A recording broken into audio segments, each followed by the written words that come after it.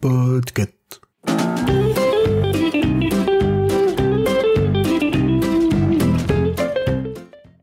Accrochez-vous maintenant parce que nous allons entamer la deuxième partie de notre podcast sur la lutte pour les droits des femmes. Il n'y a pas que les droits qu'on retire aux femmes, c'est surtout qu'on leur ordonne plein de choses tout le temps. Je vais pas vous faire le de tout temps, tout homme, mais de tous âges, toutes femmes, on va leur dire à chaque fois comment elles doivent être, comment elles doivent s'habiller, comment elles doivent dans tous les aspects de sa vie. J'aimerais commencer par déjà le plus important, c'est la vie intime. Donc Alex. Alors le souci, c'est que c'est un peu une recommandation à un tiroir en fait, parce que... Non mais c'est le même auteur, le même livre en vrai. D'accord, vas-y. Mais ce livre, en fait, il fait un peu transversal sur cette partie de l'épisode. À la base, je voulais vous parler d'une nouvelle de Ksenia Potrapeliuk, Un métier comme un autre. Et en fait, à la base, c'est une nouvelle d'un livre qui s'appelle Histoire de meuf de Ksenia Potrapeliuk. Ksenia, c'est une amie d'enfance à moi. C'est une des personnes que, si je vous racontais sa vie dans le détail, ça pourrait faire une série télé sur Netflix. Elle a une vie de ouf parce que cette meuf, elle a vécu 1 milliard de vies déjà. Et elle est incroyable. C'est un peu un de mes rôles modèles, une de mes amies qui est incroyable en fait. Et elle aime écrire.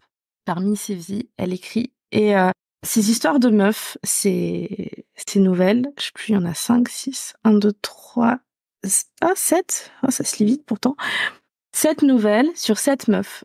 C'est moi qui connais Ksenia et ses amis et son histoire. Je sais que ces 7 meufs, elles existent d'une certaine façon et elles ont existé. Quelque part, à un moment donné, elle les a rencontrées d'une certaine façon. Donc c'est pour ça que moi, ce livre me touche un petit peu. C'est cette histoire sur des injonctions. Il y a une jeune fille, par exemple, qui est mal dans sa peau et qui est en prépa et elle est accro à un mec. Il y en a une autre qui est avec un mec qui est jaloux maladif en couple et qui lui pourrit la vie, etc. Voilà. Et chacune de ces femmes a un vécu qui est raconté de façon assez crue, comme si on lisait un journal intime en fait, un peu rédigé en direct. Et il y a toutes les injonctions. Il y a le corps humain. Il y a l'injonction à être parfaite physiquement, à être l'injonction à la carrière, quand est-ce que la maternité, comment et tout ça. Et parmi ces nouvelles, il y en a une qu'elle a décidé de reprendre, qui est en fait l'histoire d'une prostituée à Montréal, en fait. Et parce qu'elle a décidé de réécrire la fin, en fait, tout simplement de cette nouvelle. Et à la base, cette nouvelle s'appelait La Travailleuse. Et elle a réécrit, ça fait 50 de pages reprises. Et elle s'appelle Un métier comme un autre. Je m'arrête juste sur son recueil de nouvelles histoires de meufs parce que à la caméra, on voit, elle a choisi Violette Maurice comme couverture. Alors Violette Maurice, c'est une femme qui a vécu sans vie aussi. La fin de sa vie est pas... Elle était dans l'espionnage un peu pour la Gestapo, donc c'est... Mais par contre, c'est intéressant de connaître la vie de Violette Maurice en soi. Je lui ai demandé pourquoi elle l'a choisie pour sa couverture. Elle m'a dit parce que l'image était badass. C'est une meuf qui va te mettre une patate. Et je trouvais ça bien pour illustrer mon recueil de nouvelles de meufs qui mettent des patates. Et en fait, Un métier comme un autre, si à la base j'ai hésité à le présenter, c'est parce que moi j'ai pensé à le présenter tout simplement parce que je l'ai reçu par la poste le mois dernier. Voilà. Et pour moi, c'est intéressant parce que il y a des vécus qui sont un peu mélangés dans cette histoire et la conclusion donc que je vais vous spoiler en fait voilà est intéressante. Voilà. Parce que bref, donc c'est l'histoire d'une prostituée à Montréal, voilà, qui fait ce métier parce que la vie l'a amenée à faire ce métier et qu'elle a décidé de continuer à faire ça. Et son compagnon, en fait, est malade. Mais son compagnon n'est pas au courant que c'est une prostituée. Et je vous spoile pas l'histoire si jamais vous étiez amené à le lire. Mais en fait, tout simplement, à la fin de l'histoire qu'elle a réécrite, la deuxième fin, la fin alternative, en fait, tout simplement, elle évoque un collectif qui s'appelle le Mouvement du Nid et qui est un collectif duquel Ksenia Potrapeliuk est membre et qui aide des prostituées qui sortent de cette situation de prostitution à revenir, à changer de métier, à changer de vie si elles le souhaitent, voilà, et à changer de voie en fait, voilà. Sachant que c'est une autrice qui, comme ce recueil de nouvelles le montre bien parce qu'il est beaucoup situé à Limoges. Et Limoges est une ville très connue pour être une ville où la prostitution, c'est un petit peu genre... si tu vas à la gare de Limoges à n'importe quelle heure du jour et de la nuit, voilà, on croise des prostituées. C'est pas quelque chose d'inhabituel, c'est pas quelque chose qui surprend. Et voilà. Mais le Mouvement du Nid, voilà, c'est un collectif qui a pour but d'aider les personnes qui veulent ne plus faire ça, tout simplement. Et c'est vrai que dans ce livre, voilà, en fait, quand on voit le dos de couverture, elle dit: la prostitution est une chose sordide, dégradante, même lorsqu'elle se pratique sur une table de massage désinfectée, sous la douce lumière d'une guirlande lumineuse et dans des effluves de parfum. C'est pas forcément ce qui a écrit mot pour mot dans la nouvelle, en fait, que ce soit la première ou la deuxième version. Mais effectivement, ce qui ressort, c'est que l'autrice a un parti pris qui est opposé à la prostitution, pas à la prostituée, au contraire, mais aux hommes qui encouragent ça et le fait que les prostituées en fait ne soient invisibilisées en fait dans le désir des hommes.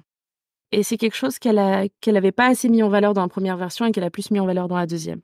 Elle a pas assez tapé sur les doigts des hommes et je trouve ça un parti pris intéressant, voilà, parce que malgré tout en France, on est un pays où les prostituées n'ont pas de sécu, c'est pas reconnu comme un métier, donc elles ont pas de droits, tout simplement, c'est illégal. C'est quelque chose qui est pas reconnu, mais par contre, c'est pas illégal, mais c'est pas non plus un statut. Donc on est vraiment dans un flou juridique. Ça l'a été et ça l'est pas. Mais c'est pas encadré non plus, et du coup, encore une fois, c'est les femmes qui en pâtissent. Et que ce soit ce recueil de nouvelles ou cette nouvelle en particulier qui est mise en valeur, à chaque fois, c'est des réflexions de femmes qui sont très en lien avec leurs différents rôles dans la société, donc je trouvais ça intéressant. Et c'est vraiment écrit avec les tripes, en fait. Donc c'est vraiment une façon d'écrire qui est pas... C'est vraiment, on a l'impression d'être dans la tête d'une femme, d'une autre, et c'est intéressant. Mais effectivement, ça ramène à, encore une fois, comment dire, la prostituée, c'est une femme qui est un peu au service des désirs de l'homme, mais la prostituée, c'est une femme de petite vertu, comme on l'appelle. Alors pourquoi l'homme, il pourrait faire ça, et pourquoi la femme, elle n'a pas le droit d'exister en tant que... En fait, il y a une certaine objetisation, mais c'est pas un objet noble, en fait. Il y a beaucoup de choses qui sont dites. C'est vrai que c'est un sujet qui est un peu délicat, mais je sais qu'il va pas être évoqué que par moi. Enfin, je pense. J'ai lu le titre. Je dis pas par qui, je dis pas à quel moment. Mais voilà, je sais qu'on n'a pas forcément tous le même avis là-dessus.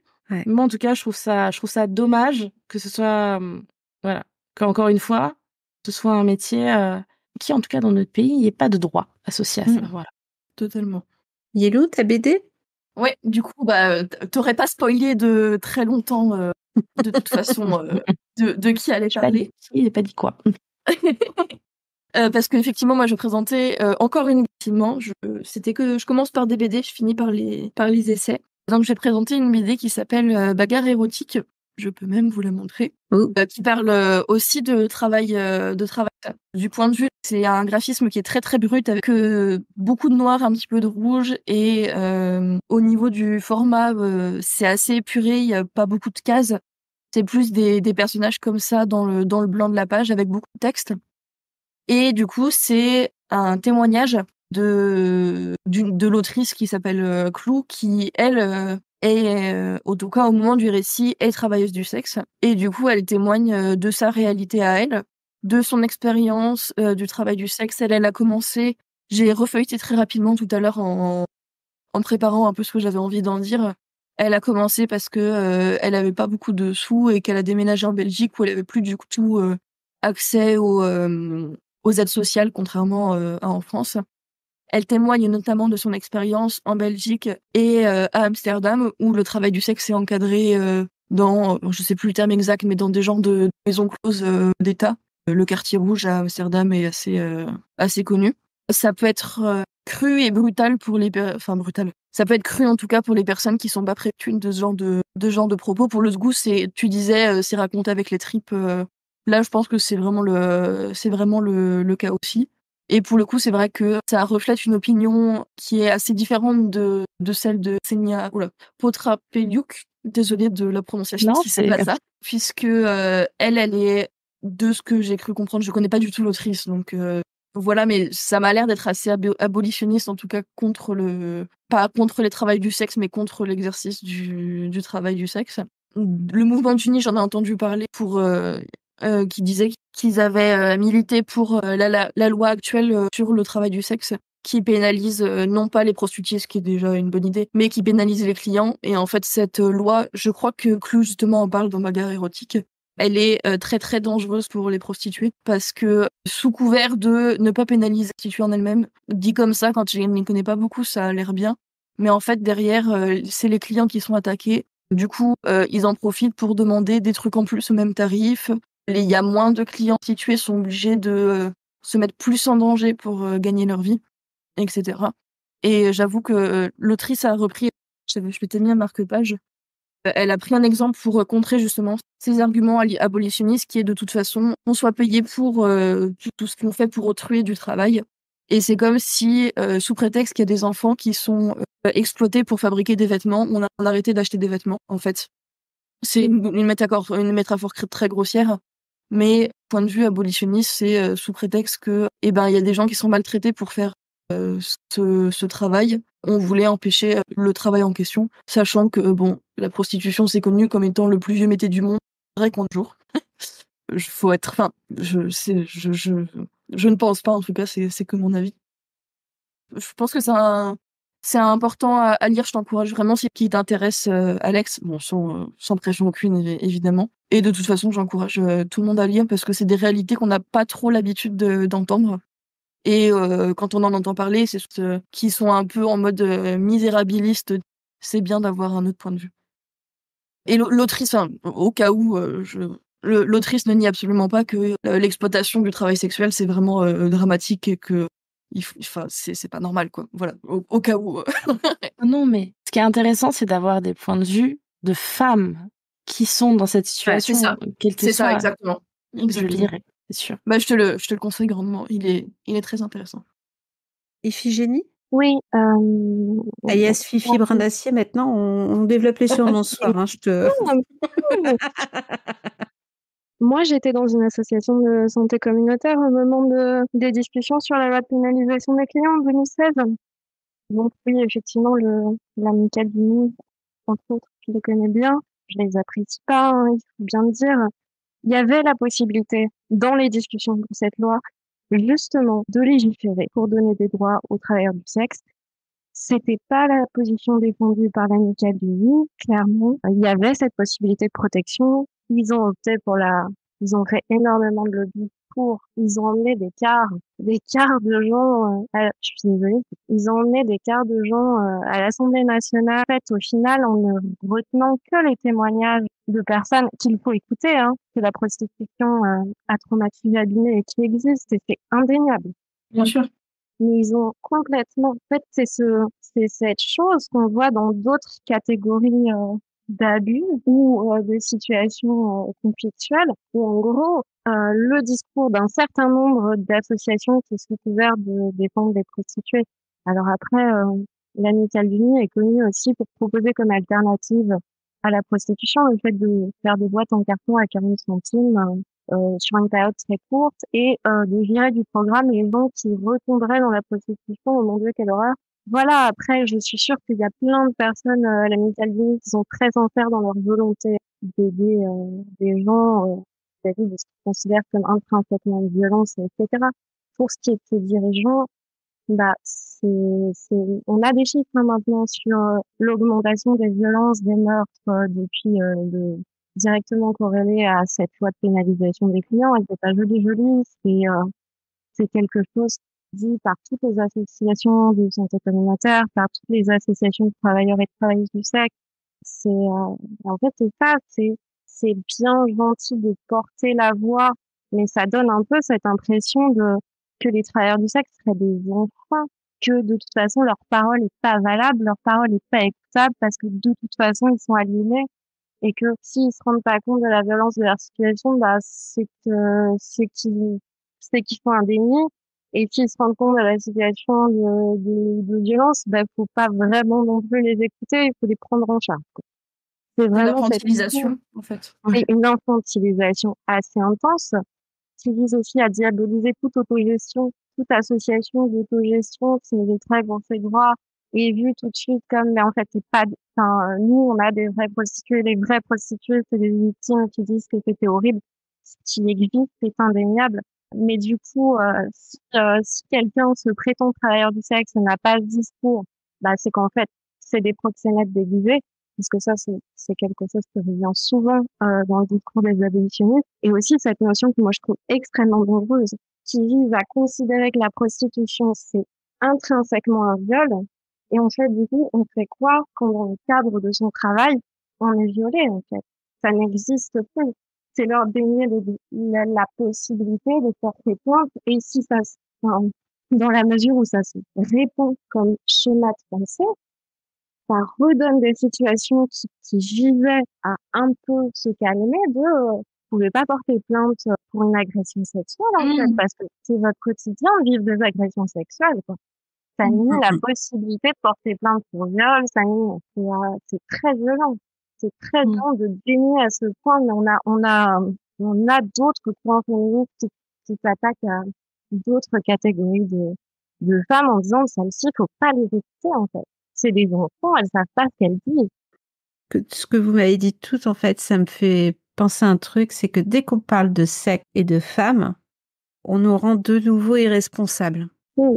Dans le sens où je vais parler de viol, par exemple, là, parce que c'est en gros, c'est ça, quand on voit tous les témoignages de violences sexuelles, pour cette fois-ci, de personnes qui ne sont pas prostituées, attention, hein. On leur dit toujours, quand c'est la femme, elles l'ont cherché. Ou, tu vois, c'est ça. Et je pense que en matière de prostitution ou en matière de sexe, je pense que tant qu'on aura un regard de jugement sur le sexe, et je parle pas du sexe des hommes, je parle du sexe des femmes, puisque c'est bien ça le problème en fait. C'est que tant qu'on parlera, on aura une espèce de jugement de moralité sur le sexe, donc l'activité sexuelle des femmes, autre que reproductrice, et c'est plus facile à dire à 23h12. Reproductrice. Eh ben, je pense qu'on aura un problème et je pense que personne ne sera protégé en fait. Je sais pas ce que vous en pensez. Si, je vous ai perdu. Non, je suis d'accord. Non, au contraire, parce que sur cette question de plus générale, un abolitionniste qui viserait à abolir toute forme, comment dire, de déconsidération de certains travaux, de devoir accorder une valeur monétaire à un travail qu'on n'aime pas, mais dans ce cas-là, c'est plus général, on peut l'entendre. Mais en fait, cette fixation sur quelque chose qui est du domaine sexuel, alors que pardon, mais les ouvrières des usines, les caissières, en termes de déconsidération, en termes de violence, en termes de je suis client, donc j'ai tous les droits, on n'est vraiment pas loin, quoi. Mais là, ça touche effectivement à l'intime, à la pénétration, etc. Mais la violence du je suis client, j'ai tous les droits, elle s'exerce dans toutes les situations où il y a des clients.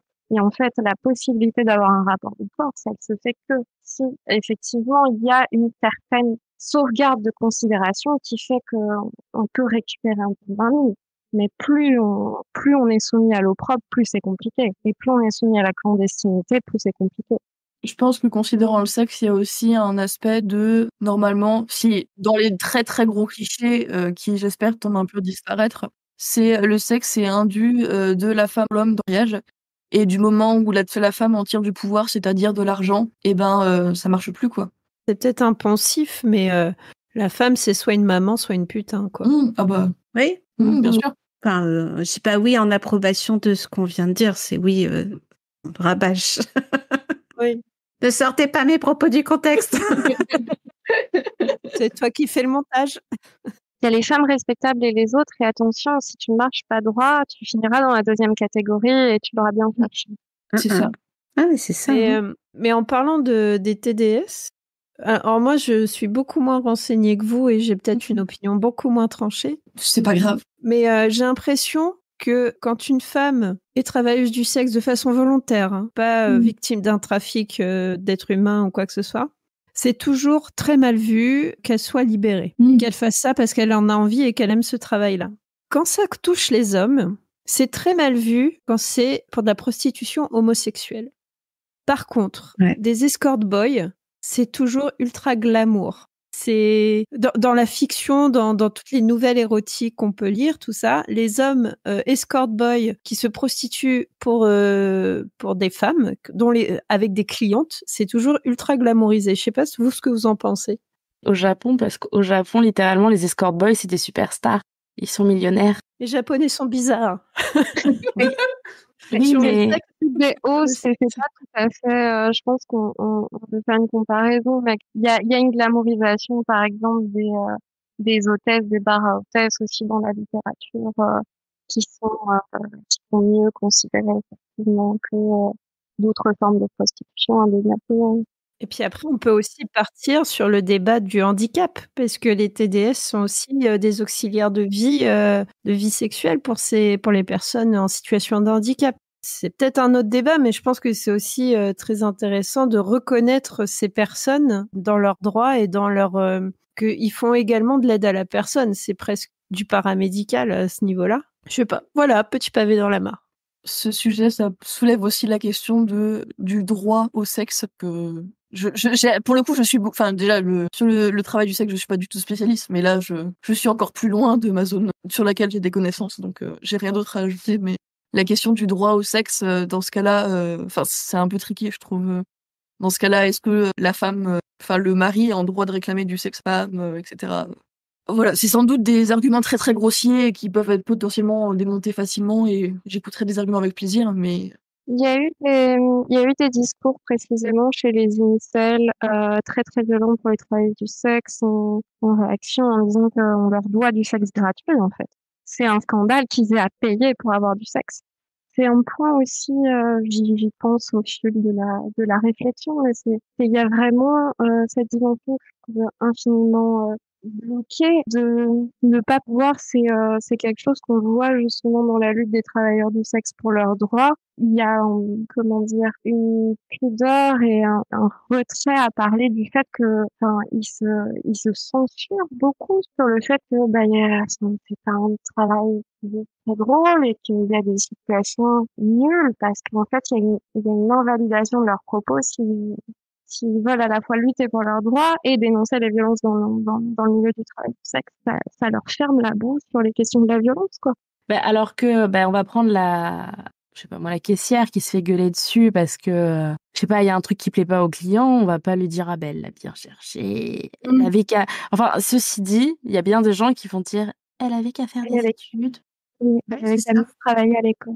Mais, enfin, de toute façon, c'est toujours ta faute quand il t'arrive un truc, on a bien compris. Mais je suis assez d'accord avec vous, la politique abolitionniste, c'est pas la solution. De toute façon, la solution, ce serait que déjà, on demande leur avis aux gens concernés pour de vrai. Parce que là, nous, on les lit dans des livres et tout ça. Et voilà, après, moi, j'ai pas mon mot à dire là-dessus, dans le sens où c'est pas moi qui le vis. Mais effectivement, une travailleuse du sexe ou un travailleur du sexe qui voit qu'il peut faire des centaines et des centaines d'euros en une journée en faisant un truc qui le dérange pas, voir qu'il a le droit d'apprécier, après tout. Il y en a aussi qui ont la chance de pouvoir poser des limites et qu'elles soient respectées et machin. J'avais lu un témoignage il y a plus de 10 ans d'une meuf qui était escorte et qui disait, mais moi, dès le début, j'ai mis des règles, j'ai fait ça direct professionnel et tout ça. J'ai sélectionné mes clients et tout ça. Et je gagne de l'argent et ça me déplaît pas. Et je gagne beaucoup plus d'argent que si j'avais fait autre chose. Le problème, c'est que, voilà, il y a cette infantilisation dont vous parliez. Et au final, du coup, les règles fixées, elles sont dangereuses. Et le problème, c'est qu'il n'y a pas un cadre qui soit safe. En fait, c'est comme je vais faire un parallèle bizarre, mais la drogue. Quand on a mis des salles de shoot, tout le monde est parti en sucette en mode oh là là, mais c'est... non, en fait, ça peut éviter qu'il y ait des IST d'ailleurs et d'autres horreurs qui se propagent. Pourquoi on n'éviterait pas la propagation de l'hépatite B, du VIH et d'autres horreurs juste en mettant des trucs safe? Je veux dire, ça veut pas dire que ton voisin, il va aller se piquer. Il a jamais eu envie de se piquer, il va pas aller se piquer, mais ceux qui ont envie, ils ont des sets gratuits pour se piquer, tout ça. Enfin, le cadre safe, ça veut pas dire que tout le monde va partir en couille, au contraire. Enfin, en sucette, juste ça veut dire que ceux qui en ont besoin, ils ont un cadre safe.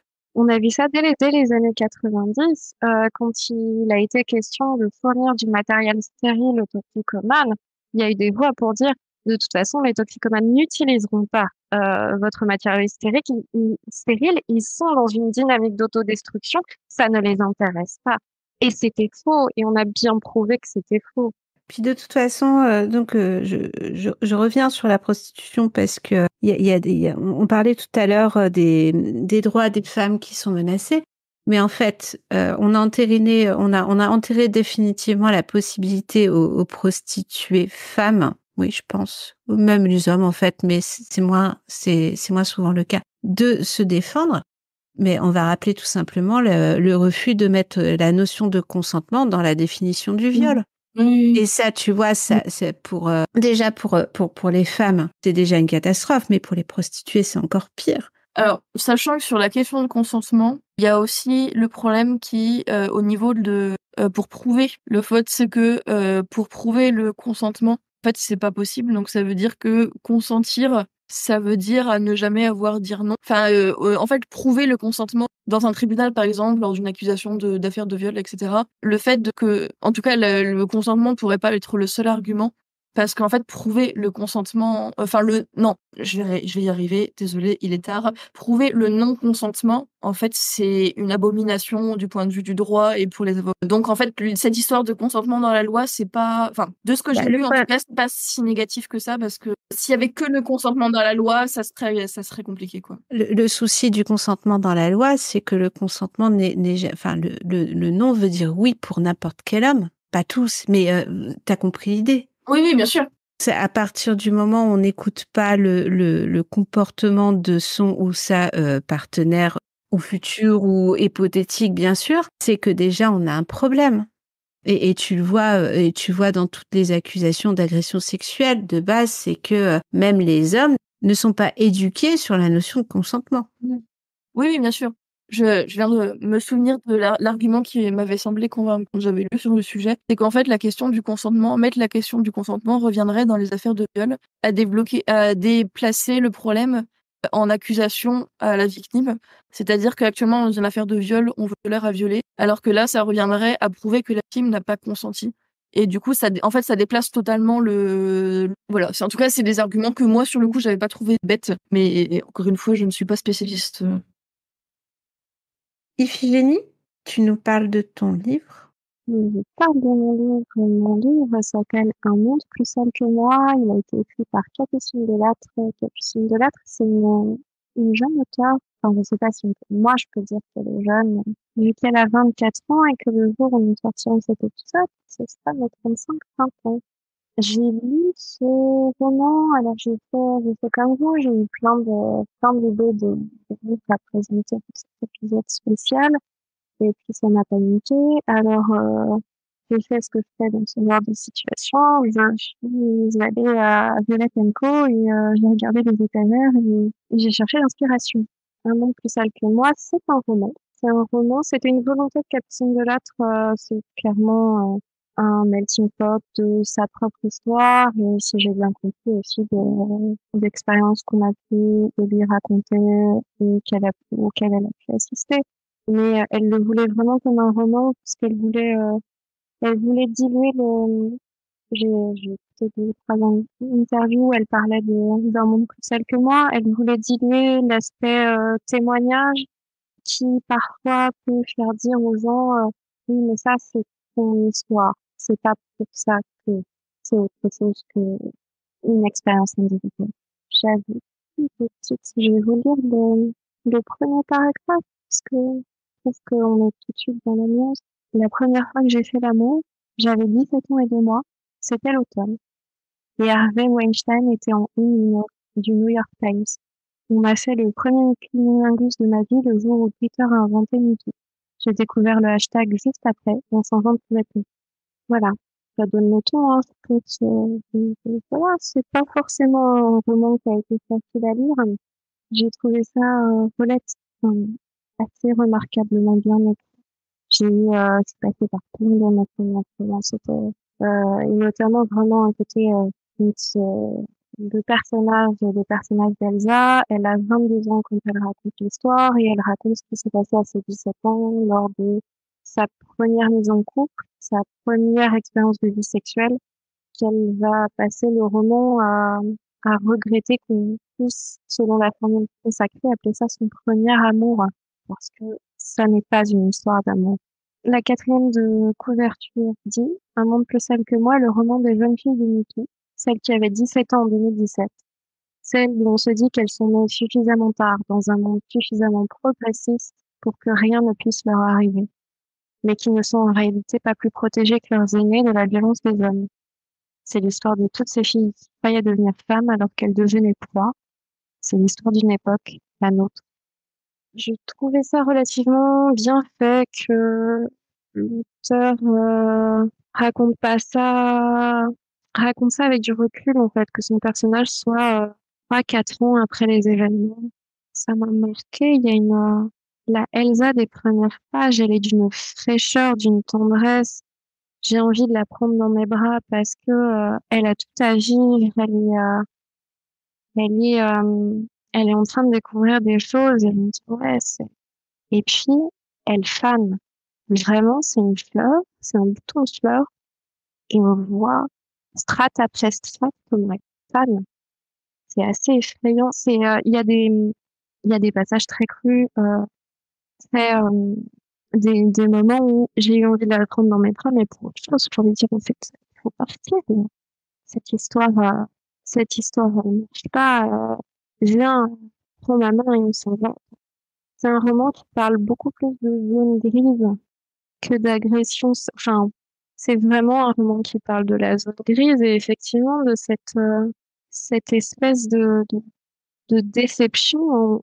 On croyait que cette génération-là était plus informée que la nôtre, qu'elle avait des armes. Et en fait, pas du tout. Il y a énormément de notions il suffit pas d'avoir un concept, en fait, pour pouvoir l'appliquer.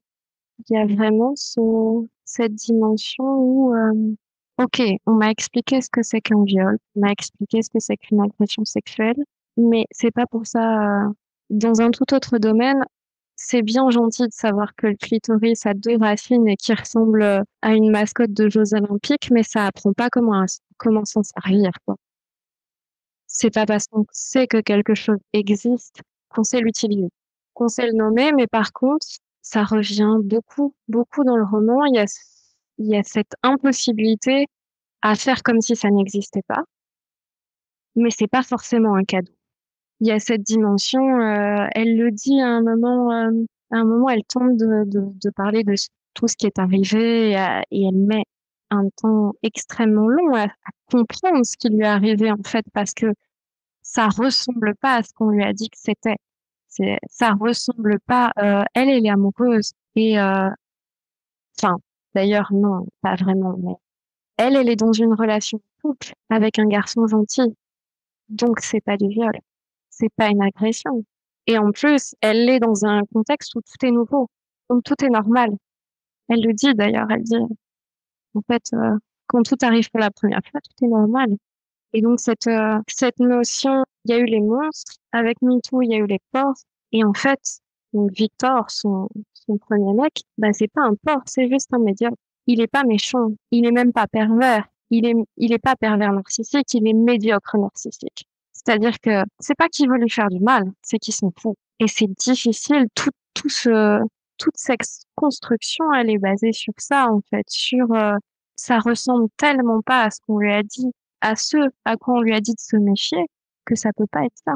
Et elle est aussi, elle est une enfant de la génération MeToo, elle est aussi, enfin, elle est une jeune femme de la génération MeToo, elle est aussi une jeune femme élevée par une génération qui parle pas de ces choses-là forcément, qui préfère les mettre sous le tapis, avec énormément d'inventions encore, avec des restes complets de cette dimension où on est là pour faire plaisir et si on peut avoir du plaisir en plus, c'est bien, mais c'est pas l'objectif. L'objectif, c'est le statut, la mise en couple, le fait d'être aimé avant d'être bien aimé.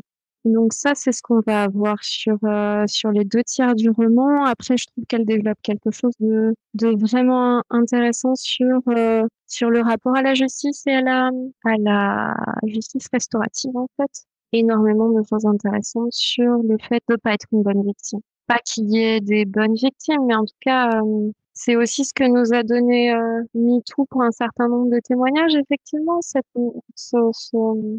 dimension où je voulais pas et j'ai dit non et il l'a fait et c'était un porc.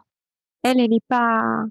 À un moment, on lui passe la vidéo. Elle raconte que le lycée lui passe, l'université lui passe la vidéo sur la tasse de thé pour illustrer le consentement. Et ça n'évoque rien pour elle. Parce que, même si elle voulait pas de thé, elle trouve pas ça grave. C'est ce qu'elle dit, hein. Mais, ça n'évoque rien. Il n'y a pas de projection. On lui a parlé de ça et on lui a dit, soit t'as une expérience à raconter et tu t'en es remise et c'est la résilience et t'es une guerrière, soit cette expérience ne t'est pas encore arrivée et donc t'es une proie. Tu dois faire attention à tout et ça t'arrivera. Ce que j'ai trouvé intéressant en termes de rapport à la justice, je n'y avais pas pensé comme ça. Il y a un moment où Elsa a une amie qui va porter plainte pour un viol et en fait à aucun moment n'est évoqué le fait que ça va amener à une condamnation. Elle le fait pas pour ça. Elle le fait pour en fait que ça ait existé, que son statut de personne qui a été agressée est une réalité. La dimension, l'utilisation de la justice, c'est qu'il reste une trace et que c'était réel. Et effectivement, on a tendance, face à ce genre d'agression, à se dire, mais peut-être que c'est pas exactement comme ça que ça s'est passé, peut-être que j'exagère, peut-être à se remettre en question sur des choses, quand on a été victime d'un vol, enfin, il y a personne pour nier que ça c'est vraiment arrivé. Personne va dire non mais peut-être tu l'as perdu. Non, j'ai été volée. Voilà. C'est un roman que j'ai plutôt envie de pas trop vous raconter parce que j'aimerais vraiment que vous le lisiez. Mais elle est touchante, Elsa, alors elle veut pas forcément. Elle voudrait. Je suis sûre que elle serait. Le personnage d'Elsa serait pas forcément fragile. J'ai envie de la prendre dans mes bras à la fin du livre. Voilà. Ça soulève pas mal de questions, ouais, sur la future génération, en fait. J'ai l'impression qu'ils ont les outils, mais ils ont pas le mode d'emploi. C'est ça. C'est Ouais. ça. Je sais pas. Aline, t'en penses quoi? On te réveille? Non, vous me réveillez pas. Alors non, j'écoutais attentivement en me concentrant sur mon crochet. Ouais, l'histoire de la zone grise, c'est quelque chose dont on parle pas souvent parce que c'est pas un viol et c'est pas, comment dire, c'est juste un jour t'as pas eu envie et t'as cédé pour que ça passe vite, quoi. Et malheureusement, je pense que ça arrive plus souvent qu'on ne veut le dire ou qu'on ne veuille bien l'admettre. Et je pense que les filles, souvent, elles sont même pas conscientes qu'elles sont là-dedans.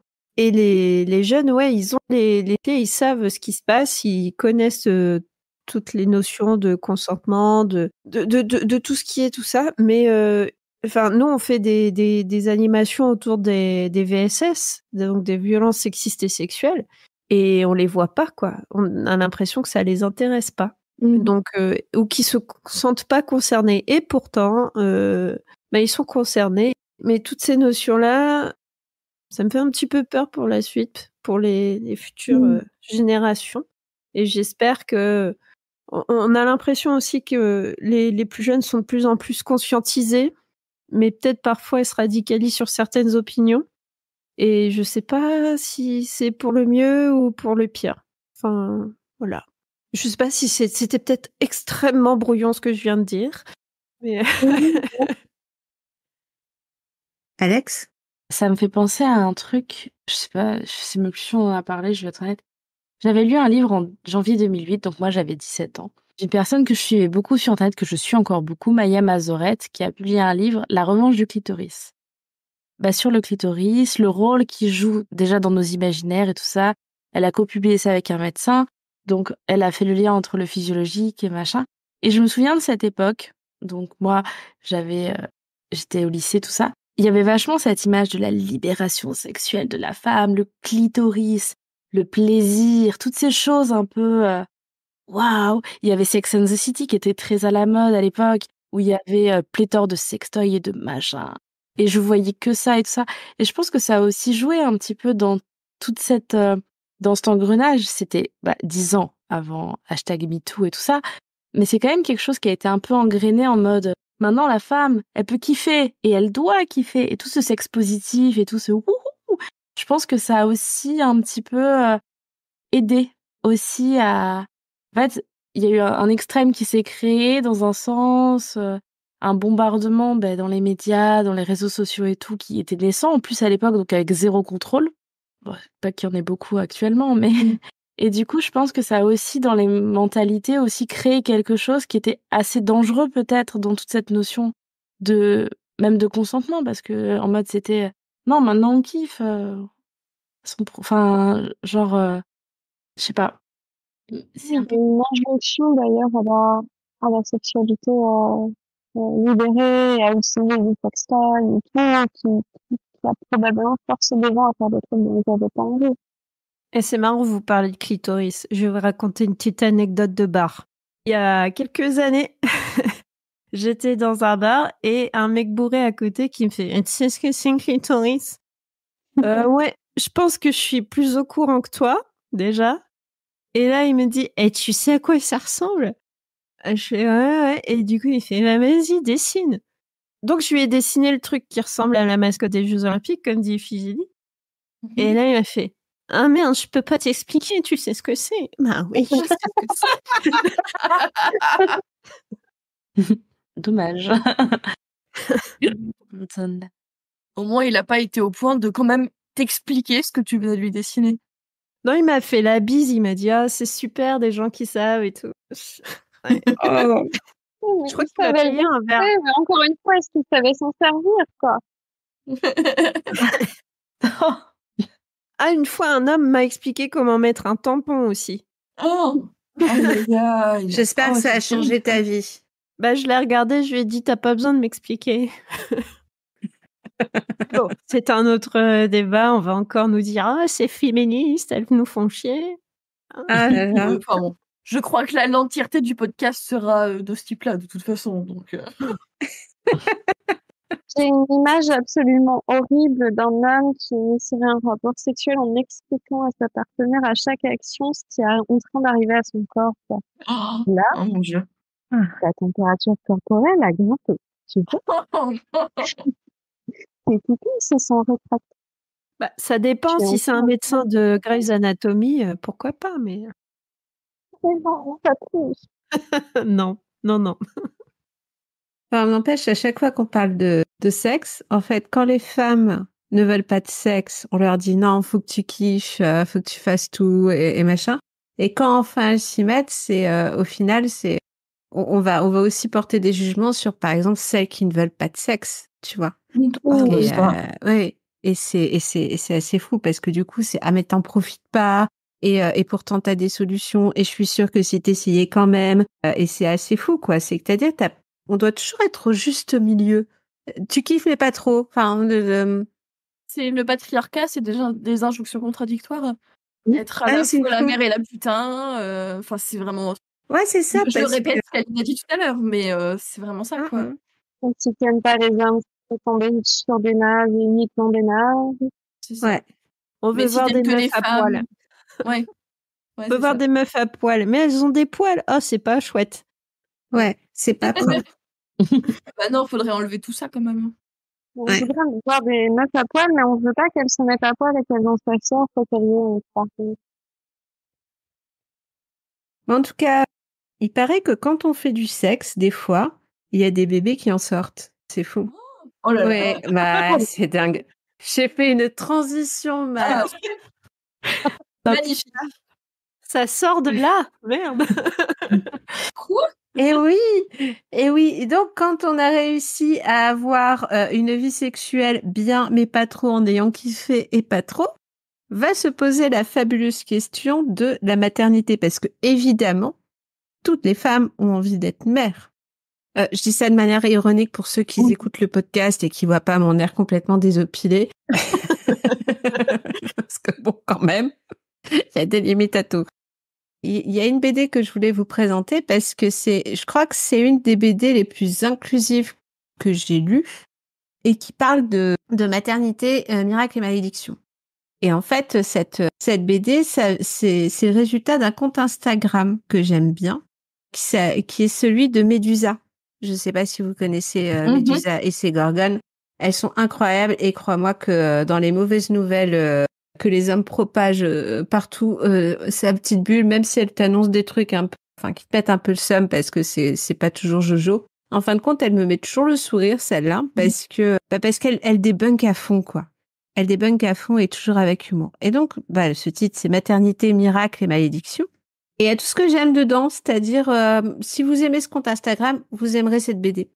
Et ce qui est bien avec cette BD, c'est que non seulement elle va vous débunker de quelque chose, mais en plus elle va être dans l'empathie entière là-dedans pour tous les genres, pour toutes les situations, et il y aura aucun jugement. Et ça fait du bien à lire. C'est-à-dire que là, on lit quand même des choses qui sont pas toujours joyeuses. Surtout quand on va parler de maternité, c'est la grande surprise. Mais là, du coup, ça te culpabilise pas, ça te met pas de jugement. On va peut-être parler du jugement des autres, mais ça va pas te juger toi. Ce qui fait que tu as l'impression quand tu prends une BD de Noémie Fachon, qui est le vrai nom derrière Médusa, c'est qu'en fait, tu as l'impression que tu t'es assis dans un endroit safe et tu parles à tes copines ou à toute personne qui se présente là, qui a une histoire à raconter. Et tu sais que si toi, t'en as une, tu peux la sortir, personne va te juger. Et pareil, dès que quelqu'un va raconter son histoire, tu vas l'accepter telle qu'elle est et tant mieux. Et donc là-dedans, on va parler de genre, de sexualité, de comment une femme toute sa vie en fait sera épiée. Donc on a parlé plutôt de la sexualité et bim du résultat, puisque évidemment nous ne faisons du sexe que pour se reproduire. Évidemment. Mais avec des sextoys. Excuse-moi. Ce qui devient compliqué, mais bon, passons. Et on va parler justement de celles qui avortent, celles qui ont des enfants trop tôt ou celles qui ont des enfants trop tard, celles qui n'en veulent pas. On parlera de grossesse pour toute personne ayant un utérus et sans tabou, parce que évidemment on n'en parle jamais, donc on peut pas savoir. Enfin, on peut pas savoir. Si je sais vaguement comment ça se passe, t'inquiète. Mais c'est des choses qu'on ne parle pas, parce que je rappelle que jusqu'en 2017, toute personne transsexuelle faisant un changement d'identité était obligée de se stériliser. C'est une réalité. Si je me gourre pas de date, et sinon corrigez-moi, mais voilà. C'est donc les grossesses de personnes trans sont tabous pour beaucoup de personnes. Hein. Et il y a pas de structure, il y a pas de quand on fait les cours pour l'accouchement, tout ça. Il y a rien qui va en parler. On va aussi parler de celles qui ne veulent pas d'enfants, tout simplement, et qui peuvent être des tantes formidables ou des copines formidables. Et puis on va parler aussi d'un truc qui est très très très tabou, c'est le burn-out parental, par exemple. On parle pas de ces femmes, de ces mères de famille qui en peuvent plus et qui se cassent et ou qui sombrent tout simplement. Et c'est une réalité. Et en fait, on va parler aussi des conseils non sollicités et du jugement des autres. C'est-à-dire, toute personne qui veut un enfant, il faut que ce soit au bon moment. Toute personne qui ne veut pas d'enfant, on va lui demander de bien réfléchir, parce que pour des tonnes de raisons. Au moins avec cette bande dessinée, non seulement ça te donne un panel, donc ça t'ouvre l'esprit carrément pour tous ces trucs, puisque mine de rien, c'est en ayant des récits de témoignages de plus en plus variés que tu vas t'ouvrir l'esprit. Puis ça va te donner quelques solutions, mais des solutions qui viennent pas d'en haut, si tu veux. C'est les solutions des personnes qui sont concernées. Et ça c'est plus important. Et puis c'est surtout au milieu de tous ces témoignages, on va avoir 2 ou 3 bulles complètement informatives sur, par exemple, l'état de droit, sur ce que tu peux demander, ce que tu peux réclamer. Et ça, c'est aussi, c'est aussi super important. Je trouve que des fois, t'es pas obligé d'avoir un roman à 700 pages ou des essais hyper intéressants, même si j'adore lire les essais. Et des fois, une simple BD, tu peux la refiler à n'importe qui. Pardon, tu peux la mettre dans une je sais pas moi, n'importe quelle salle d'attente. Tu peux l'offrir à ton oncle pas très jojo pour le nouvel an. C'est quelque chose qui passe, et même si qui t'apprend, mais en même temps je vais pas dire qui te rassure, mais qui te met pas en danger psychologiquement. Milou, toi sur l'accouchement, tu avais d'autres choses? Moi, je voulais parler d'un livre par Marie-Hélène Lahaye qui s'appelle Accouchement, les femmes méritent mieux. C'est un essai très sourcé. J'ai compté, il y a 14 pages de référence en tout, qui sont à la fin, évidemment, je vais pas compter au fur et à mesure. Et ça parle de tout ce qui va pas, en fait, actuellement dans la gestion de l'accouchement en France. Alors évidemment, fiche de lecture pour les essais, mais il faudrait que je le fasse. Donc je pourrais pas vous parler d'absolument tout en détail. De toute façon, ça serait trop long. Mais je peux vous dire que ça parle notamment d'épisiotomie, de violences obstétricales, par exemple, au hasard, touchés vaginaux sur des patientes endormies, donc non consentantes. Beaucoup de normes médicales qui viennent en l'accouchement. Notamment, j'ai appris, bon, ça je savais déjà, que l'accouchement était déclenché si le terme est dépassé. Sauf qu'en fait, il s'avère que, suivant les pays, la date de début de grossesse n'est pas calculée pareil. Et d'ailleurs, on considère pas que, en France, on considère que c'est 9 mois. Je vais dire une bêtise, mais en Allemagne, on va considérer que c'est 9 mois et 5 jours. Et donc, en fait, ça arrive très régulièrement que, parce que on a des idées que c'était comme ça en France, on déclenchait l'accouchement, alors que ça aurait été dans un autre pays, on aurait attendu, peut-être une semaine pour le déclencher et que tout se serait bien passé. Sachant que les déclenchements, c'est jamais anodin. En général, quand enfin, j'ai absolument jamais accouché, mais du témoignage de ma mère, très précisément, pas prêt à accoucher, ben, c'est pas toujours très bien vécu, même rarement. Ça parle aussi de la systématisation j'ai écrit la césarienne, mais c'est pas du tout la césarienne, de l'anesthésie. Épisiotomie? Non, l'anesthésie qu'on met dans le... Péridurale. Ah, la Voilà, merci, la péridurale. péridurale. Merci. On est toutes très renseignées, n'est-ce pas? Oui, ce soir, mon cerveau a décidé de confondre les deux termes. Bref, je voulais dire, ça parle aussi de la systématisation de la péridurale, qui, en fait, certes, je nie pas du tout la péridurale des personnes qui en ressentent le besoin, mais pour celles qui en avaient pas nécessairement le besoin que l'impose, bah, en fait, ça va bloquer des muscles essentiels pour l'accouchement, bah, tous les muscles du bassin, qui bizarrement sont assez sollicités pendant l'accouchement, n'est-ce pas? Oui, un peu. Et du coup, en fait, potentiellement, alors je me souviens plus des détails physiologiques, mais potentiellement ralentir l'accouchement, en tout cas le rendre utile techniquement pour la personne qui accouche. Voilà, entre autres choses. Ça parle aussi du fait que, toujours pour des questions de normes, c'est par des personnes qui à la base n'ont absolument jamais accouché de leur vie. Il y a quelqu'un qui a décidé que le rythme d'ouverture d'un col de l'utérus lors d'accouchement, c'était un rythme très précis de, je vais dire un chiffre totalement au hasard, mais on va dire 20 par heure. C'est sûrement pas du tout ça. Si, c'est à peu près Si? ça, je Ah bon, crois. c'est à peu près ça. Enfin, je sais pas, mais du coup, ça veut dire qu'ils viennent vérifier toutes les heures. Ah, Déjà, ils viennent vérifier toutes les heures, ce qui est absolument pas naturel. Et quand t'es en train d'accoucher, je conçois très bien que t'aies pas envie qu'il y ait quelqu'un qui passe régulièrement. Et en plus, en fait, si ils considèrent que ton col ne s'ouvre pas assez rapidement, pourtant c'est un processus physiologique, c'est pas nécessairement carré, enfin c'est pas une courbe mathématique précise.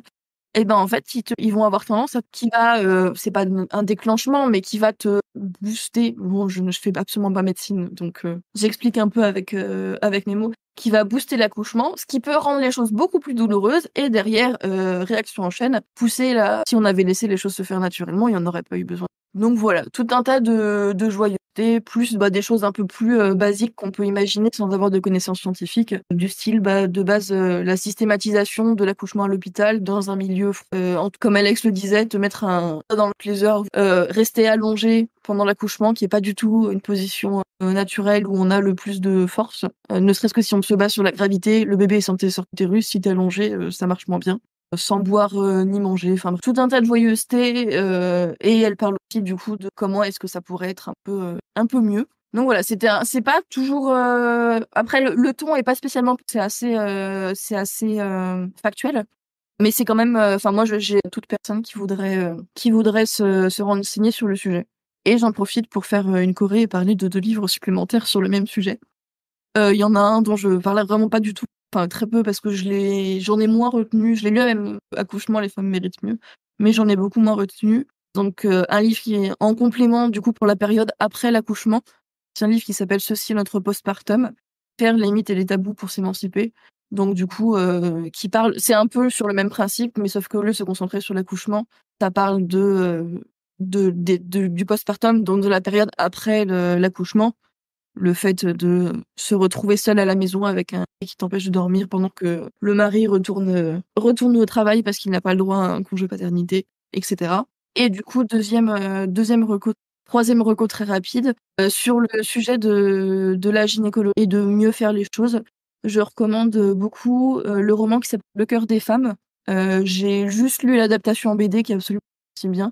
Le cœur des femmes qui du coup parle d'une jeune fille qui est étudiante et qui va débarquer dans le service d'un médecin absolument pas ordinaire qui met les patientes au cœur des soins et qui préconise pour l'examen une position couchée sur le côté qui est plus intime et moins exposante, on va dire. Et c'est très doux, Et c'est vraiment très agréable de voir qu'il est possible d'imaginer d'autres façons de faire les choses. Et l'auteur est un médecin, donc je sais pas si c'est des choses qu'il a vraiment qu'il a eu l'occasion de mettre en place, qu'on lui a laissé mettre en place. Mais a priori, c'est pas juste des affabulations de quelqu'un qui n'y connaît rien, quoi. Alex, je te passe le micro. À la base, c'était la première idée que j'ai eue quand on a parlé de cet épisode, Ouais. et j'ai totalement zappé. Margaret Atwood a écrit The Handmaid's Tale, ou La Servante écarlate en français. Donc, on connaît surtout très bien la série avec Elizabeth Moss, je crois, son nom. Et la série qui est très graphique, où il y a énormément de choses qui se passent, voilà, des viols, etc. C'est extrêmement difficile.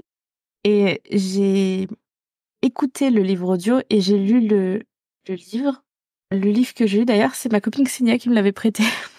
Mais en fait, je le trouve très intéressant. Si vous êtes angoissé par le recul des droits des femmes et tout ça et l'actualité, le lisez pas. Vraiment. Parce que je l'ai lu il y a 5 ans. Et je l'ai écouté maintenant. Ça a pas... Il y a 5 ans, j'étais là, oui, bon, ben ok. J'avais déjà vu la série, je venais de débuter la série, donc ça m'a pas fait le même effet. Là, de l'écouter maintenant, et pourtant, Louise Bourgoin le lit d'une façon très atone, donc vraiment, il y a aucune expression et tout. Des fois, c'est même un peu long. Franchement, c'est actuel. Donc la maternité, le fait que les femmes, elles arrivent plus à faire d'enfants, du coup, des hommes mettent en place en Amérique un nouvel ordre avec une politique particulière où les femmes sont des objets et elles sont soit des épouses, soit des utérus. Celles qui ont la chance d'être les deux, c'est un peu tant mieux. Et bon, The Handmaid's Tale, La Servante écarlate, c'est vraiment un livre qui est violent, qui a été écrit par une femme. Et en tout cas, dans le livre audio, je me souviens plus si c'est le cas dans le livre que j'ai lu, il y a 1 heure à la fin du livre audio de contexte sur ce qui a inspiré Margaret Atwood et sur pourquoi elle a écrit ce livre et tout ce qui se passe en fait et qui l'a amené à réfléchir à ça en fait. Et pourquoi le livre, c'est pas tant une fiction que ça. Et plus ça va, moins ce livre est une fiction en fait. Et voilà. Et du coup, c'est vrai que quand j'ai vu Maternité tout à l'heure, je me suis dit, oh purée, je voulais parler de The Handmaid's Tale, qui pour moi est un livre, si on est bien accroché, parce que voilà, comme d'ailleurs le livre de Xenia dont j'ai parlé plus tôt et tout, il y a beaucoup de trigger warning. Et la femme est réduite vraiment à tout toutes les angoisses qu'on expose depuis le début de cet épisode. Margaret Atwood, elle l'a résumé dans un livre, en fait. Ouais. Oui. Je l'avais trouvé très angoissant aussi à l'époque où je l'avais lu. Et depuis, j'ai jamais eu le courage de le relire. Après, tu regardes les infos, j'ai envie de te dire. Pardon. Oui, je pense que justement, c'est aussi, comme Alex le disait, ça m'avait déjà stressé à l'époque où j'étais moins renseignée, ça avait l'air d'être moins la merde en tout cas. Maintenant, je pense que ça fait vraiment, vraiment flipper. Est-ce que vous avez autre chose à dire sur les grossesses, la maternité et autres injonctions de nous servir de notre utérus? Il y avait un second moment du débat sur l'accès à la PMA qui revenait souvent et qui m'avait marqué, qui était on s'est battu pour avorter, on se battra pour enfanter. Sur cette notion de choix, sur cette notion de lutte, encore une fois, pour disposer de son propre corps, en fait. Ça a évoqué les problématiques des personnes trans dans ces faits. Effectivement, c'est extrêmement difficile de faire suivre sa grossesse quand on est une personne trans. Il y a plus d'obligation à la stérilisation. Par contre, les personnes trans peuvent conserver leurs gamètes, mais peuvent pas les sortir des banques de conservation sous toutes les conditions. Donc, il y a énormément de femmes trans qui ont des gamètes conservées dont elles ne pourront jamais se servir parce que la législation n'a pas suivi. D'ailleurs, les hommes trans sont les grands oubliés de la loi sur la PMA parce que le législateur n'a pas légiféré pour eux. Ils n'ont pas eu accès fait d'autoriser la PMA aux couples de femmes cisgenres. C'est arrêté là en fait. Il y a eu une volonté d'ailleurs dans les débats de ne pas légiférer sur les personnes trans sous couvert de tout un tas d'arguments. Les premiers étant que de toute façon ça concerne pas grand monde donc c'est pas grave. Bah oui, évidemment. Mais sur le suivi de grossesse un peu particulière, etc., on a en région parisienne, on a la maternité des Lilas qui est un espace depuis des années justement d'écoute sur des grossesses différentes, sur le fait d'avoir des souhaits qui sortent un peu du cadre, qui permettent une sécurité hospitalière, mais avec plus de latitude sur comment vivre son accouchement et qui est toujours régulièrement menacé de fermeture. Tu vois la problématique de la grossesse quand je regardais sur la BD où tu vas avoir un enfant, où c'est trop tôt et du coup on te traite d'irresponsable, où c'est trop tard et en fin de compte on va dire que tu es en grossesse gériatrique et que tu vas pas y arriver et qu'en gros il fallait peut-être y penser un petit peu avant. Et encore, je parle que de femmes qui veulent utiliser leur utérus. En fait, ces injonctions-là, ça parle aussi, enfin, ça vient aussi dans la vie professionnelle et la vie quotidienne. Parce que si les femmes se décident de plus en plus tard à avoir des enfants ou pas, c'est tout simplement parce que, et là, on en parlait tout à l'heure, en entretien d'embauche, on demande quels sont les projets de grossesse. Parce que même dans là, vous voyez, on était carrément dans la vie, dans la vie intime, puis dans la vie à la maison, entre guillemets. Et là, on va passer en vie professionnelle et en vie quotidienne. Et quand on regarde, ça s'arrange pas, en fait. Là, on va repasser le micro à Milou, qui nous a trouvé foultitude de livres. Ça va être, mais très, très différent. Et ça, je suis assez admiratrice de ce que tu nous as trouvé. Bref, je te laisse le micro, puis nous, on te coupera un petit peu entre-temps. Oui, n'hésitez pas, parce que sinon, je vais faire un monologue, sinon. Oui, du coup, j'ai essayé de trouver un peu, bon, il y a pas tant de diversité que ça, parce que j'ai plutôt tendance à lire beaucoup de romans, mais j'ai essayé de trouver des livres qui parlent de sujets qui sont un peu moins abordés dans le féminisme blanc classique, parce que c'est quelque chose qui me tient à cœur de me décentrer un peu de mon vue de femme blanche, cis, etc.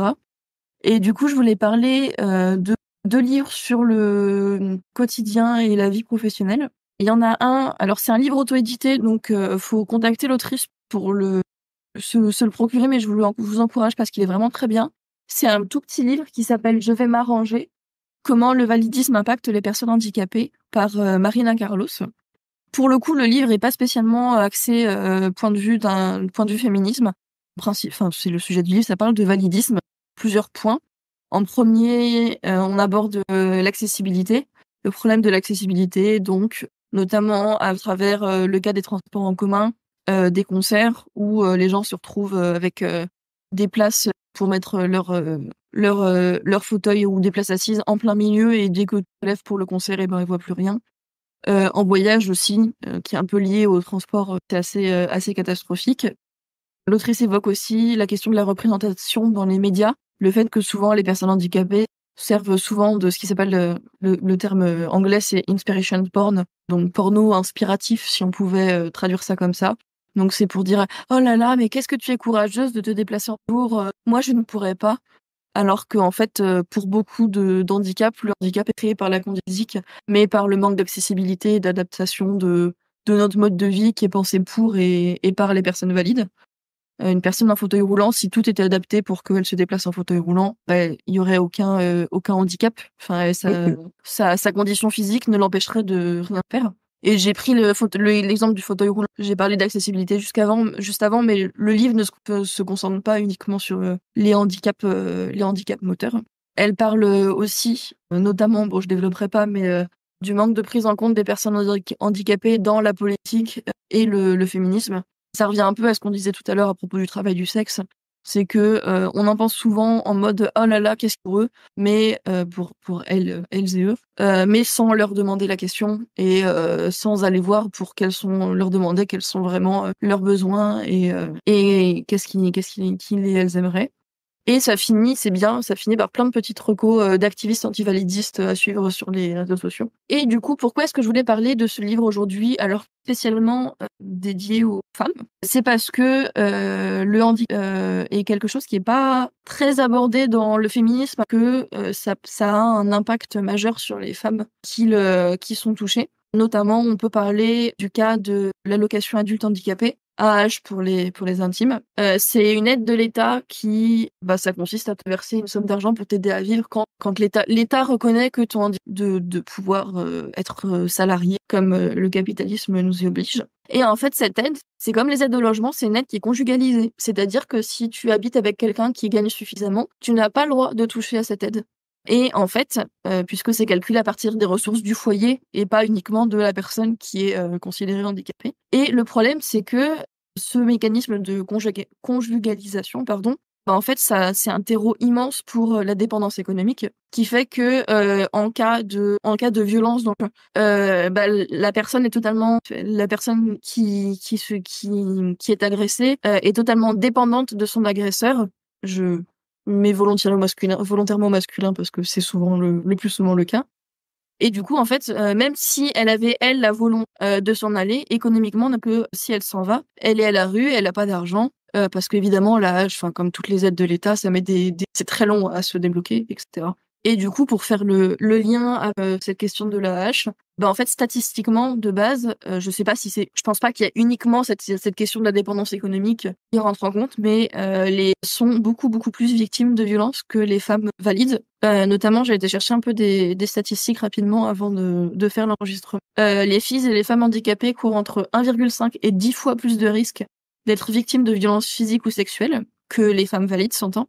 Et si on parle, comme je parlais de l'AAH, si on parle de la violence de la part du ou de la partenaire, souvent du partenaire, les femmes handicapées ont 34% de chances de subir, vous entendez pas les guillemets dans ma voix, elles ont 34% de chances de subir des violences physiques ou sexuelles de la part de leur partenaire, contre 19% pour les femmes valides. Donc c'est quasiment 2 fois plus de chances de subir statistiquement, il y a deux fois plus, quasiment 2 fois plus de violences de la part de leur partenaire que de femmes valides. Donc voilà, sur ce thème joyeux, c'était ce que je voulais aborder à travers ce livre. Le chiffre, il est monstrueux. C'est une femme sur 3 pas valide et une femme sur 5 valide. Enfin, les chiffres, depuis tout à l'heure, je les fixe, je suis là, mais... Oui. Par contre, c'est terrible. Ouais, j'avais juste une question. Il me semblait que l'AAH avait été déconjugalisée, justement. Que depuis octobre 2023, on ne prend plus en compte le revenu du partenaire. Ouais. C'est passé. Ah, cool. Ouais. J'avais suivi la lutte et j'ai dû oublier le résultat entre-temps parce que la lutte a été très longue et les militants pour que ça passe. C'est passé, ça a été un combat très très épuisant et très douloureux pour les personnes concernées, et c'est notamment c'est un écueil qu'on a beaucoup vu, c'est que en fait quand t'as une maladie chronique, quand t'as un handicap, c'est d'autant plus difficile d'avoir de l'énergie à consacrer pour une lutte en fait, et ça a été extrêmement complexe, ça a donné lieu à beaucoup d'humiliation de la part, c'est pas nouveau, mais de la part de l'État, des instances politiques en place, mais c'est pas.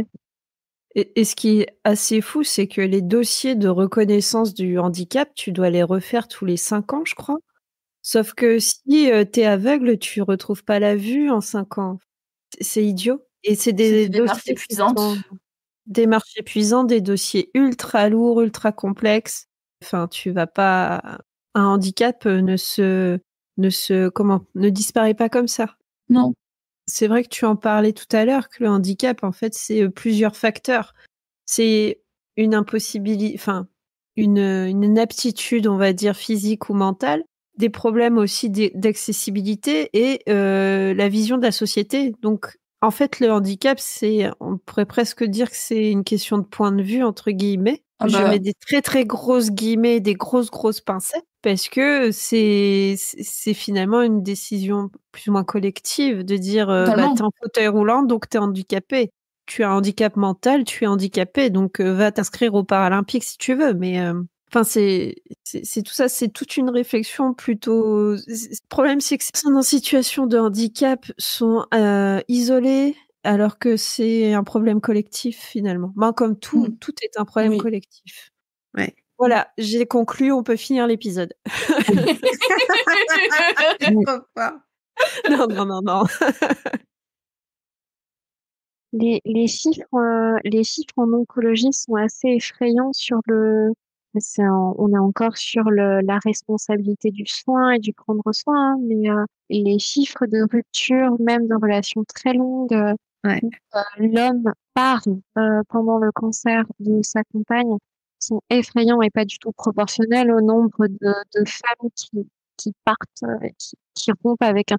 Et je pense d'ailleurs que la perception de mon Dieu, mais elle l'a abandonné alors qu'il avait un cancer, c'est dégueulasse, face au bah ouais, il a pas tenu, quoi. Enfin, en même temps, qui tiendrait? Je veux dire, c'est difficile. Il fallait qu'il fasse tout à la maison. Non, mais j'ai surtout déjà entendu quelqu'un dire, ah mais quelqu'un me dire en tant qu'infirmière, ouais, mais en même temps, enfin c'est difficile pour moi parce que bon, elle se maquille plus et tout, elle a plus de cheveux. Elle a perdu ses cheveux.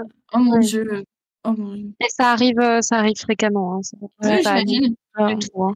Où les femmes, elles me disent oui, mais bon, en même temps, ah, mais vous voyez, je prends plus soin de moi et tout. J'ai dit non, mais il y a des priorités, en fait. C'est normal qu'au bout d'un moment, enfin, la personne, elle est fatiguée, elle a des chimios, elle a des radiothérapies, elle a tout ça, elle est là. Oui, mais je lui plais plus et tout. Et j'ai envie de dire, moi, j'ai envie de les frapper, les mecs, mais j'ai pas le droit. J'ai pas le droit. C'est dommage. Dans le cadre du syndicat, j'ai vu quand on a un handicap, une RQTH, comment on fait pour demander un temps partiel thérapeutique, des choses de droit. Mais c'est des demandes renouvelables dans une certaine limite, enfin, c'est des démarches à n'en plus pouvoir. Il faut prouver qu'on est handicapé. Et comme le disait Aline, un aveugle, il retrouve pas la vue. Quelqu'un qui a une sclérose en plaques, c'est une maladie qui ne va pas en s'améliorant. C'est horrible, mais c'est comme ça. Du coup, à quel moment t'as la sclérose en plaques, va pas en rajouter une caisse en disant peut-être. Dans ce cas-là, prix Nobel de médecine s'ils ont réussi à la guérir. Donc au bout d'un moment, faut même à l'hôpital, il y a des trucs qui sont pas adaptés pour les gens handicapés. Faut quand même le savoir. Alors que c'est l'endroit où statistiquement on a le plus de chances d'avoir des gens qui viennent se faire prendre en soin et d'avoir des handicaps temporaires ou permanents. Milou, elle l'a dit, le handicap, c'est aussi parce que nous, on s'adapte pas. On n'essaye même pas, en fait. Bah non. C'est pas... Pendant des années, pour la pension d'invalidité, tu devais envoyer un courrier tous les ans pour prouver que t'étais pas mort. C'est horrible. Oh mon Dieu. C'était même pas une démarche où, on arrête de payer la pension si on nous envoie un certificat de décès. Non, non. Je vous jure, et si tu l'envoyais pas en temps et en heure, on suspendait ton allocation. Oh mon Dieu. Ah oui. Et une fois que t'es déclaré mort, va-t'en prouver que tu es vivant. C'est ça aussi le truc, parfois. Ouais. Ça a dû arriver, c'est sûr, en plus. Ah oui, non, mais ça arrive très souvent. Mais je pense qu'effectivement, il y a une dimension, il y a une dimension d'illégitimité qui ouvre la porte à plein d'abus. Il y a cette dimension de, oui, mon compagnon, il est pas top avec moi, mais en même temps, enfin, il est déjà bien courageux d'accepter une femme qui a des failles et dont il doit s'occuper. Il y a vraiment cette notion de, non, ouais, mais si ça finit, je vais me retrouver toute seule, quoi. Est-ce que quelqu'un d'autre a quelque chose à rajouter sur le sujet avant que je change Non, mais en fait, là, je rebondis sur juste 2 secondes sur Iphigénie. En fait, parce que moi, vous le savez, je suis mère de 2 adolescents. Et je me souviens très bien au moment de la séparation, puisque je suis pas restée avec leur papa. Et en fait, je trouvais déjà, tu vois, en tant que femme blanche, cis, ayant un boulot, que se séparer d'une personne avec 2 enfants, c'était déjà compliqué. Mais compliqué, hein. Et en fait, tu vois, rien qu'avoir tes chiffres, donc du coup, je me rends compte qu'en fait, pour nous, ce qui est compliqué en tant que femme valide, j'imagine à peine en tant que femme handicapée. Et en plus, on doit en rajouter une couche, tu vois. Et je t'ai dit, hein, je suis chanceuse. Je suis une femme blanche, cis, tu vois, et avec un boulot plutôt sympa, quoi. Donc voilà. Et c'est vrai que quand un homme quitte une femme, c'est jamais compliqué. Bah non. Non, mais clairement. C'est jamais compliqué, en fait, il peut partir. Par contre, quand une femme quitte un homme, déjà, si elle quitte un homme pour un autre homme, se fait traiter un peu de tous les noms. Mais si elle quitte un homme juste pour être libre, ou pire, pour une femme, oh mon Dieu.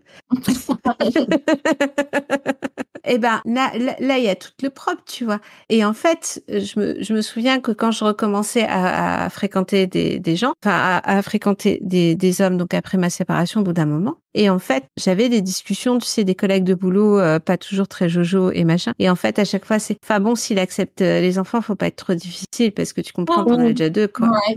Et ça, tu vois, c'est des réalités que j'ai vécues. Et donc, je me dis que pour une femme handicapée, en fait, on les entraîne à accepter cet état de fait parce que tu comprends, il a accepté le handicap.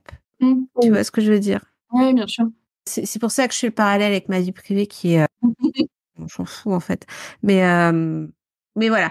Quelqu'un avait dit, j'ai encore oublié qui c'était, une affreuse personne, que peut-être quand on est au SMIC, on se sépare pas. Quand on est au SMIC avec 2 enfants, peut-être on se sépare pas. C'était un débat sur les familles monoparentales, etc. Et il y avait pas aussi à un moment donné un débat sur le fait de couper les allocs aux mères célibataires? Ça les encouragerait à se remettre en couple à un moment donné. ça peut être la même personne ou quelqu'un de... Oh, sûrement, oui. Horrible. Vas-y, un hôtel. Voilà. On a quand même une liberté de choisir. Enfin, on est censé avoir une liberté de choisir. Mais de toute façon, quand on quitte un homme et qu'on dit ah mais il était comme ci comme ça, ah mais ah bon, oh bah ça se saurait, il est gentil avec nous, J'ai jamais rien vu. ouais, oh et c'est bon, est-ce qu'il t'a vraiment fait ça et tout. Bon, je vais pas rentrer dans le détail de certains trucs. Genre on te croit pas ou genre faut que tu justifies et toi quand tu trouves un mec, eh ben voilà, c'est juste qu'elle avait quelqu'un en réserve. Voilà, la fameuse réserve d'homme. Ah, alors, pas celui-là, quand même, il rabaisse pas la lunette. Lui, lui, il se lave, c'est déjà pas mal, allez, je le garde. C'est bon, quoi. Il fait le minimum syndical, il faut que je le garde. Hein. Parce qu'on va pas se mentir, les exigences pour les femmes, nous, on leur demande pas de se... Enfin, moi, le mec qui me dit « Ah, t'es poilu ?» Je lui dis je vais l'envoyer se faire épiler le sillon interfessier. Il revient, j'ai « Ok. » Là, non, mais c'est vrai, ils ont des exigences de ouf. Et nous, des fois, mes copines, elles sont là, oh, mais tu sais, il est poli, il fait pas saleté quand il mange. Je dis, c'est un enfant de 3 ans ou c'est un homme? Il sait s'habiller tout seul. Il s'est laissé ses chaussures et compter jusqu'à 3, c'est ça? Je sais plus c'était quoi la comptine. il m'aide. Non, mais... Ou tu sais qu'on aide à la maison. Bah C'est oui. pas sa maison, tu vois. Bah non. Ou sinon, quand tu es célibataire et que tu cherches l'heureux élu, hein, on va pas se mentir, c'est toujours que toi, tu as des exigences trop fortes et qu'il faut que tu revoies à la baisse ce que tu veux. Ouais. Non, c'est pas ça. Pas vrai. Non, ça marche pas comme ça. Oh. Je me souviens de ma grand-mère quand je me suis installée avec ma compagne. Ça la dérangeait. Non, elle dérangeait pas plus que ça, mais elle a eu une réflexion, elle fait, mais quand même, je me demande comment elles vont faire quand il faudra réparer un meuble ou percer un... Ouais. Aïe, aïe, aïe. Oui, bah oui, le classique. Le classique. C'est pas parce que t'as un mec que tu sais faire un trou avec une perceuse. Hein. Moi, je dis ça, je dis rien. Bon, en l'occurrence, on savait toutes les deux faire des trous avec des perceuses. Bon. Et le mode d'emploi Ikea, c'est ça. Ouais, mais ça, c'est parce qu'on est lesbienne. On est obligé, sinon comment? Milou, tu sur enchaînes? Le deuxième livre. Bah, j'avais envie de trouver un livre d'une autrice noire ou en tout cas racisée pour en parler. Sauf que j'en ai pas lu beaucoup et que le seul autre que j'ai lu, il aurait fallu que je prenne beaucoup plus pour me sentir à l'aise d'en parler sans dire de bêtises. Du coup, j'ai décidé de vous parler de celui-là qui s'appelle Lettre à une de Françoise Zega. Françoise Zega, c'est une autrice sénégalaise qui est arrivée à Marseille dans les années 50. Et en fait, de ce qu'elle, c'est un livre qui se présente comme un journal intime avec des entrées 8 mai 1963, 15 avril. Et en fait, c'est une dame qui est, de son point de vue, relativement privilégiée parce que théoriquement, son mari gagne assez et qu'elle n'aurait pour élever ses enfants et pour qu'ils s'en sortent bien. Mais elle décide de faire pour appeler une sociale. Et elle va chercher à se faire comme femme de ménage, c'est des bouches bourgeoises qui cherchent des antillaises pour faire le ménage. Et donc elle fait vraiment ça, elle présente vraiment ça comme une enquête. Donc elle passe de patronne en patronne. Donc on voit des personnalités assez Et en fait, tout le principe du livre, c'est de témoigner des sévices et du racisme que subissent les femmes antillaises qui travaillent comme femmes de ménage. Apparemment, il y en avait vraiment beaucoup à Marseille à ce moment-là. Sachant que elle en est contente du fait que elle le fait pour vivre un peu, pour pouvoir témoigner d'elle-même de ce qui se passe, mais qu'elle pourrait, elle en aurait. Il y a beaucoup de ces de femmes de ses compatriotes qui sont contraintes de travailler gratuitement en plus parce que c'est un organisme ou même qui a payé son voyage depuis les Antilles ou un autre pays d'Afrique et que du coup elles sont contraintes de travailler gratuitement pour rembourser le voyage.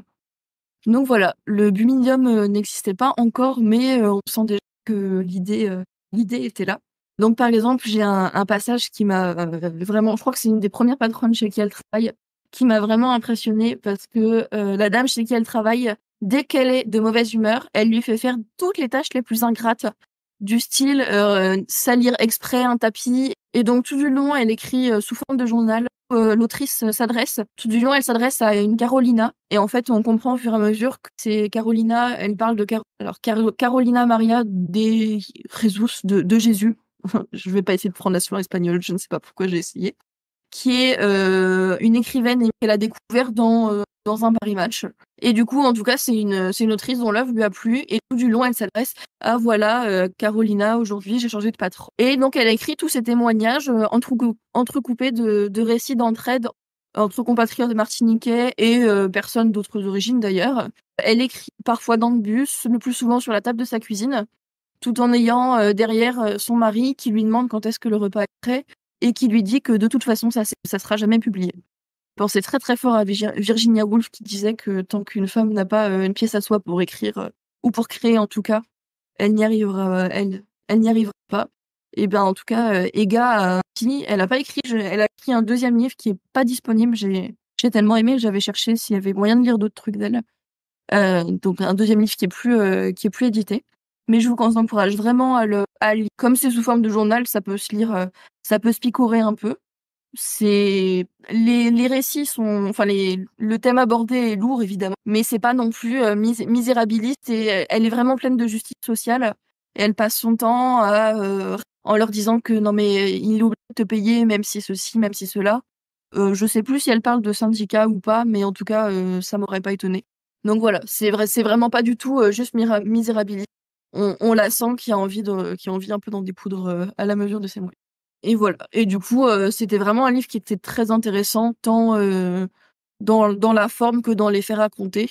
Moi, j'étais un peu plus renseignée sur ce qui s'est passé une fois que le bureau... alors, je me souviens plus c'est quoi pour l'acronyme de Bumidum, mais une fois que le Bumidum a organisé des actives des dom-toms. Mais du coup, ça, c'était la période avant. De toute façon, les problèmes de racisme sont pas nouveaux en France et c'était intéressant. Voilà. Et juste avant que vous réagissiez, je voulais recommander un autre livre que lui, je n'ai pas lu, mais qui fait écho en étant beaucoup plus contemporain, qui est le livre Survie au taf, stratégie d'autodéfense pour personnes minorisées de Marie Da Silva, qui est une coach noire, je crois, qui pendant très longtemps avait fait je crois que c'était jeudi Survie au taf sur Twitter, où elle donnait des petits tips pour répondre au racisme et mieux gérer personnellement dans un contexte professionnel du racisme. Bah merci beaucoup. Quelqu'un a quelque chose à ajouter? Moi, ça me fait penser à un autre livre, Le quai de Ouistreham. Oh mon Dieu, c'est à côté de chez moi en plus. De Florence Aubenas, Le quai de Ouistreham, où elle est partie un peu undercover dans les compagnies de ferry. Elle s'est mise comment dire. Il est tard, j'ai du mal avec mes mots. Ouais. Elle est un peu rentrée sous couverture dans une compagnie de nettoyage, donc elle était au milieu des techniciennes de surface. Et elle a vécu cette vie-là pendant quelques mois au milieu de ces femmes à qui on demande de nettoyer le vomi pour 3 fois rien sur les ferries qui partent en Angleterre. Et dans ce livre-là, elle livre son témoignage et il me semble que ça a été adapté en film. Donc voilà, ça me faisait penser à ça. On Oui, est c'est vrai pas que sur... ouais. On n'est pas sur des femmes antillaises qui, en plus, subissent le racisme, même si dans ses collègues, Florence Aubenas avait des personnes racisées. Elle apporte son regard de femme blanche privilégiée, en fait. Et son regard de journaliste. Mais voilà. Ouistreham. Voilà, tu couperas Ouistreham et tu pourras le replacer sur les mots avant. Quelqu'un a quelque chose d'autre à ajouter? Pour parler plus de sorts de femmes racisées, j'ai une poupée parce que je comptais en parler plus tard, mais du coup, je vais en parler maintenant. Il y a un livre qui est absolument incroyable. Vous sentez l'attention que je donne dans mes mots fatigués. C'est incroyable. De Rivers Solomon, qui s'appelle Les Abysses. Je sais pas si l'une de vous l'a lu. Oui. Je pense que c'est exactement le sujet pour clore, en fait, par rapport les personnes racisées. C'est-à-dire que là, on est dans un monde moderne, j'ai envie de vous dire, tout va bien. Vous sentez le ton acide et la petite remontée qui va avec. Mais là, on parle justement de femmes noires qui étaient embarquées dans des galères dans le commerce triangulaire, tout simplement. J'avoue que pareil, si vous voulez vous sortir un petit peu de la littérature blanche et de la littérature, la littérature écrite par, pour le coup là, c'est de la SF. Donc on peut dire, entre la SF et la fantasy. Donc on peut dire de la littérature de genre écrite, et c'est une personne non binaire noire, là vous y allez. Ouais, clairement. Bon, surtout qu'elle a fait ça elle a écrit ce livre en fonction d'un album de techno. C'est assez incroyable, franchement. Et puis c'est surtout que il y a pas de héros ou de héroïne là-dedans, et j'en parlerai un peu plus dans mes solutions du coup. C'est juste une histoire, c'est juste une théorie. En fait, sa théorie principale, c'est que toutes ces femmes qui tombaient enceintes sur les négriers, parce que les vaisseaux étaient appelés les négriers à l'époque, il y a aucune connotation dans ce que je suis en train de dire, en fait, étaient tout simplement jetées à l'eau. Donc ces femmes étaient violées constamment, et une fois qu'elles tombaient enceintes, elles étaient jetées par-dessus bord et elles se noyaient. Et Rivers Solomon disait tout simplement que ces femmes se transforment en sirènes et qu'elles gardaient une mémoire collective sur tous ces agissements, mais que pour leur bien, pour éviter qu'elles souffrent trop, il n'y avait qu'une seule de ces sirènes, entre guillemets, qui gardait la mémoire de tous ces agissements. Donc il y avait qu'une seule personne qui avait conscience, en fait, qui avait conscience de tout ça. Et voilà, c'est la fin de la deuxième partie.